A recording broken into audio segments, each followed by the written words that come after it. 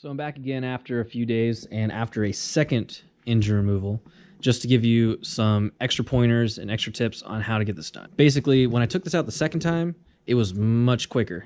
I said 4 hours from start to finish pulling it out was my first go at it. My second time taking this engine out, it was out and back in less than 4 hours. Once you know the process, it's really quick. But things that are gonna help you, that are really gonna help you, I wish I knew before I started doing this job, was certain tools, all right?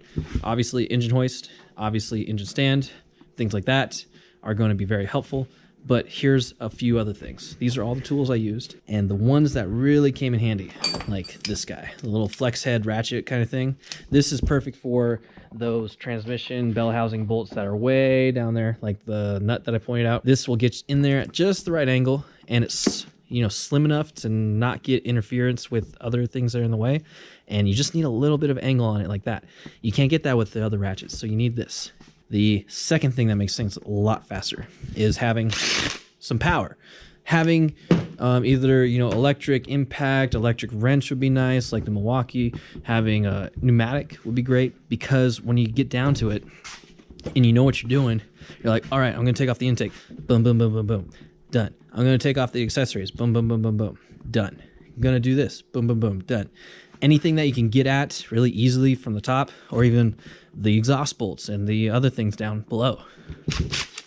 Really simple with one of those. But otherwise, I didn't use tons of different tools, but it is important to have a selection of tools. Like, you know, here's a 14 millimeter, here's a 14 millimeter, here's a 14 millimeter. Those 14 millimeters all came in handy. And that's because sometimes you need the deep socket, sometimes you needed the short one to fit in tight spaces, and sometimes you even needed a 12 point, like for head bolts. A lot of times though, I'm using 6 point and I was good. Oh yeah, don't let me forget my favorite thing almost in the world. This is my little magnet, and here, let's see if we can see that. With a grabber. This was perfect for having, like, okay, for example, the mounting bracket for the AC unit and the alternator is this guy right here. There are bolts that are back here. You can't really fit your hand back there, but you could put the bolt on the end and then lower it down in there, and then you could twist it and get it started. And then when you undo the bolts and it happens to fall out of your socket, you don't have to like try fiddling around in there and trying to get it. Boom, magnet end, you just drop that sucker down in there, comes right out. Get one of these little, whatever you call them. They are a lifesaver. The other thing, organization. This is what I use for organization. The first time, I made a mistake of just thinking I could leave bolts attached to wherever they came from. You know, if I removed the alternator, I took the bolts and put them back on and set the alternator side. Same thing with all the different accessories. I tried to not remove bolts out of the vehicle. I tried to put them back. Inevitably, you wind up with bolts removed. And then you're like, wait, what was this one bolt for? Oh, crap.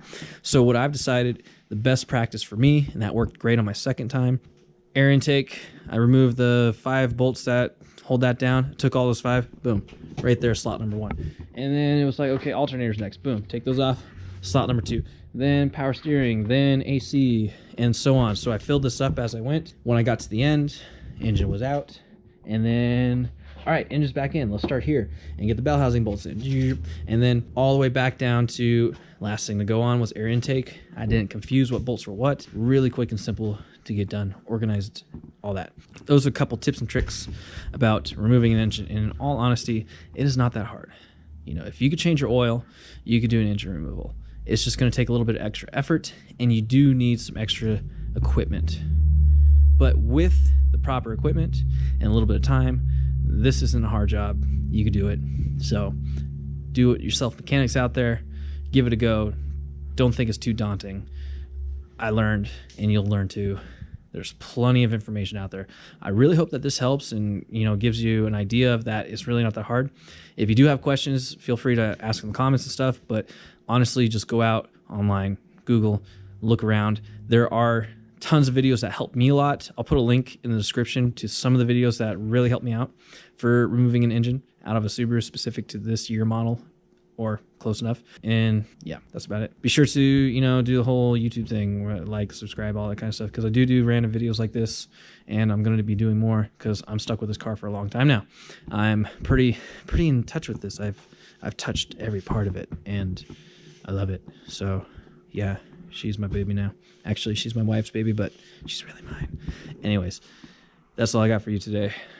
See you later.